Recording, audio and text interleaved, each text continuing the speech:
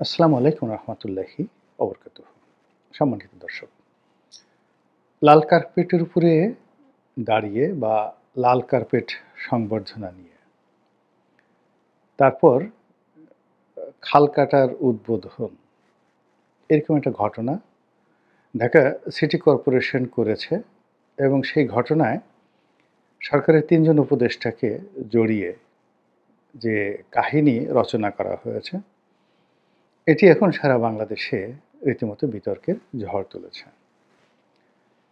একজন উপদেষ্টা বা একাধিক উপদেষ্টা তারা এরকম একটা অনুষ্ঠানে গেলেন কেন? বা এরকম একটি আয়োজন দেখে তারপর তারা কেন সেখানে তাদের নিজেদের বুদ্ধি, প্রজ্ঞা, মেধা এগুলো খাটিয়ে যারা সংশ্লিষ্ট কর্মকর্তা তাদেরকে শাসন করার পরিবর্তে উল্টো সেই সকল কর্মকর্তাদের যে নির্বুদ্ধিতা এবং চাটুকারিতা, এটার দ্বারা আহ্লাদে গদগদ হয়ে কেন তারা এই কর্মটি করতে গেলেন, এটি নিয়ে সারা বাংলাদেশে তোলপাড় শুরু হয়েছে।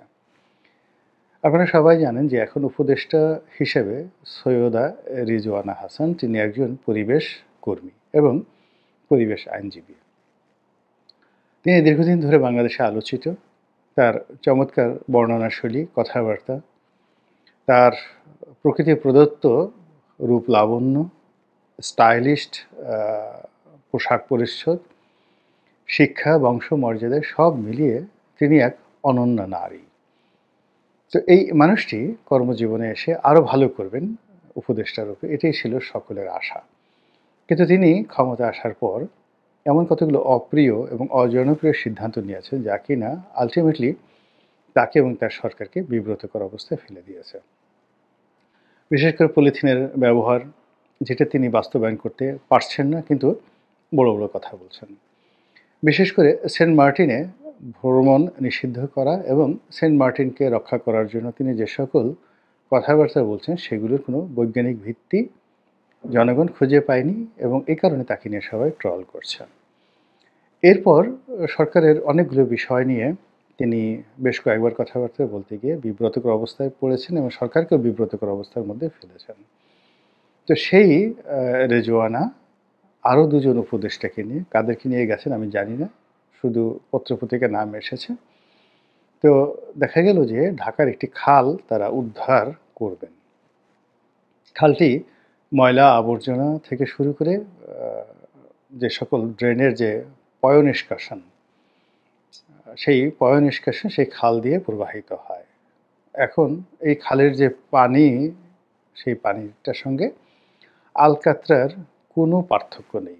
বরং আলকাতরার মধ্যে কোনো জীবাণু আছে বলে আমার জানা নেই। কিন্তু এই খালের পানিতে যদি কোনো, যাকে বলা হয় একেবারে সবচেয়ে প্রকৃতির সহনশীল প্রাণীকে ছেড়ে দেওয়া হয়, তো তারাও এখানে একটা ডুব দিলে মরে যাবে। এরকম বিশ্রী একটা খাল। এখন সেই খালটি খনন করা হবে। খনন করার জন্য সেখানে বিশাল প্রমাণ সাইজের একটি ভেকু সেখানে স্থাপন করা হয়েছে এবং সেটি আস্তে আস্তে আস্তে আস্তে ভাসতে থাকবে, ভাসমান ভেকু। তো ভাসমান ভেকু এবং সেই ভেকুটা চালানোর জন্য সেখানে অত্যন্ত পাওয়ারফুল একটি মেশিন আছে।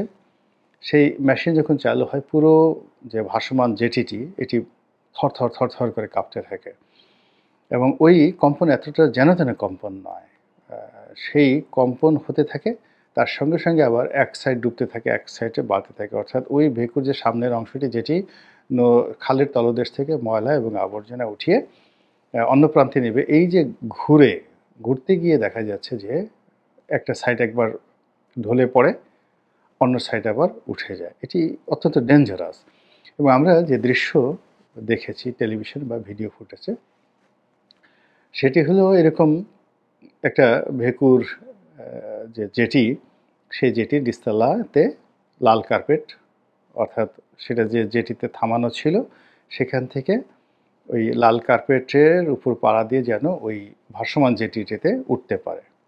আর ওটার দোতলায় উঠে তারা সেই দৃশ্য দেখবেন। সেই দৃশ্য দেখবেন। তো এখন সেখানে দেখলাম যে যখন এই মেশিনটা চালানো হচ্ছিল বা যখন ওই তলদেশ থেকে কিছু ময়লা তোলার চেষ্টা করা হচ্ছিল, তখন ওটা এতটা কম্পন হচ্ছিল যে উপদেষ্টারা আত্মরক্ষার জন্য একদিকে একজনে রেলিং ধরেছিলেন, তারপর তিনি নিরাপত্তা পাচ্ছিলেন না, আরেকজন আরেকজনের হাত ধরেছিলেন এবং একটা বিশ্রী অবস্থা সেখানে তৈরি হয়েছে। এখন প্রশ্ন হলো যে এই ধরনের লোক দেখানো জিনিস আদৌ এই বিপদের সময় বা এই অন্তর্বর্তীকালীন সরকারের যে বিতর্ক, সেই বিতর্কের যে সময়টিতে এরকম কাজ করার দরকার ছিল কিনা? প্রথমত এই সকল নদী পরিষ্কার করার জন্য যে প্রযুক্তি বা এই ধরনের খাল উদ্ধার করার জন্য প্রযুক্তি, এটি এখনো পর্যন্ত বাংলাদেশে আসেনি। আমরা দুটো বিখ্যাত সাইগল নদী রয়েছে ভিয়েতনামে। এটা একসময় হো চি মিন সিটির এই নদীটি একসময় পুরো নষ্ট হয়ে গিয়েছিল। আর টেমস নদীটাও কিন্তু ইংল্যান্ডের এভাবে নষ্ট হয়ে গেছিল আমাদের বুড়িগঙ্গার মতো। সেই নদীটি কিভাবে ফিরিয়ে আনা হয়েছে এটা মোরলেস আমরা জানি। আর আমাদের এই নদীর তলদেশে যে বর্জ্যগুলো রয়েছে, তারপর যেভাবে বর্জ্য ফেলা হচ্ছে, এই পুরো প্রক্রিয়াটা একটা চেইনের মতো কাজ করছে। এটি পরিষ্কার করার জন্য প্রায় ৪০ কোটি টাকার একটা বাজেট, বুড়িগঙ্গা পরিষ্কার করার জন্য একটা বাজেট আওয়ামী লীগ সরকার আমলে হয়েছিল এবং এই যে একটা ট্যাক্স ফোর্স, সেটা শাহজাহান খান যে তৎকালীন মন্ত্রী, তার নেতৃত্বে একটা ট্যাক্স ফোর্স হয়েছিল। তখন আমরা এরকম নাটক দেখেছিলাম যে বুড়িগঙ্গার তলদেশ থেকে এইভাবে সেই ভেকু দিয়ে ময়লা আবর্জনা উঠানো হচ্ছে। এখন এই যে কর্মকাণ্ডটি, এখানে ৪০ কোটি টাকা মূলত বুড়িগঙ্গাতে ফেলে দেওয়া হয়েছে। বুড়িগঙ্গার কোনো উন্নয়ন হয়নি, এটা হবেও না। এর কারণ হলো আপনি চিন্তা করুন যে বুড়িগঙ্গাতে যে সকল নৌযান রয়েছে সেখানে যে টয়লেটগুলো তারা সারে, ময়লা আবর্জনা সারে, পলিথিন ফেলে, যা কিছু ফেলে, এই বর্জ্য ফেলার যে সংস্কৃতি, এটি বন্ধ করা যায়নি। অথচ এমনকি সাগর মহাসাগরে যে আধুনিক যন্ত্রযানগুলো চলে, সেখানে আপনি পায়খানা করেন, পেশাব করেন, সেইগুলো একটা নির্দিষ্ট জায়গাতে ওইগুলো জাহাজের মধ্যে একটা আলাদা ড্রেন সিস্টেম রয়েছে, ওইগুলো কখনোই সাগরের পানিতে মিশতে দেওয়া হয় না।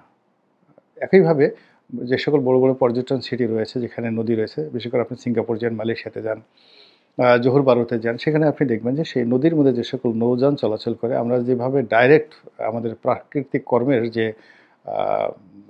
বর্জ্য, সেই বর্জ্যগুলো নদীতে আমরা অপসারণ করি, যেটি অন্য দেশে হয় না। কিন্তু আমাদের দেশের নদ নদীতে, সারা বাংলাদেশে এই বর্জ্যগুলো বিভিন্নভাবে, অর্থাৎ যে সকল নৌযান চলে তাদের মানে মোবিল, পেট্রোল, তাদের খাবারের বর্জ্য, মানব বর্জ্য, তারপর শেষে পেটের বর্জ্য, সবগুলো নদী নালাতে নিঃসরণ করা হয়। এই হলো এক। ২ নম্বর হলো যে আমাদের ঢাকা শহরে বা অন্যান্য জেলা শহরগুলোতে যে ড্রেনেজ সিস্টেম রয়েছে, সেই ড্রেন থেকে যে সকল ময়লা আবর্জনা বের হয়, সেগুলো সরাসরি ডাইরেক্ট নদীতে গিয়ে মিশে এবং অন্য দেশগুলোতে যা হয়, এগুলোকে প্রক্রিয়াজাত করে ওয়েস্ট যেটা একেবারে সলিড ওয়েস্ট যেটা, সেটাকে আলাদা করা হয় আর পানিটা শুধুমাত্র নদীতে ফেলা হয় এবং সেই পানিটা এমনভাবে ফেলা হয় যেন সেই পানিটা খাওয়া যায়, খাওয়ার উপযুক্ত পানি। এইভাবে করা হয়। কিন্তু আমাদের বাংলাদেশে দেখুন কোনো নদ-নদীতে এরকম ব্যবস্থা নেই। তো এখন ঢাকা শহরের যে টোটাল বর্জ্য, মানব বর্জ্য, নদীতে যে সকল বর্জ্য, তার সঙ্গে সঙ্গে মিল কারখানার বর্জ্য, এইগুলো বাংলাদেশের নদী, নালা, খাল, বিলকে দূষিত করে ফেলছে। ফলে কম্বাইন্ড একটি ব্যবস্থা না নিয়ে আপনি যদি একটা খাল খনন করেন বা খালের ওই ময়লা আবর্জনাগুলো সরান এবং এখানে যদি ২, ৪, ৫ কোটি, ১০ কোটি টাকা খরচ করেন, ৬ মাস পরে, ১ বছর পরে ওটা আবার আগের পর্যায়ে চলে আসবে। তো রেজওয়ানা হাসান সবকিছু বুঝেন, এই জিনিসটা তিনি বুঝেন না আমার কাছে মনে হচ্ছেন না এবং সেই কাজগুলো তিনি করার জন্য কেন উদগ্রীব? যে কাজে কোনো ফল আসবে না, সে কাজে কেন অর্থ ব্যয় হবে? যে কাজে কোনো বাহবা পাওয়া যাবে কিন্তু আল্টিমেটলি প্রকৃতির কোনো উপকার হবে না, সেই কাজ কেন তিনি করতে গেছেন?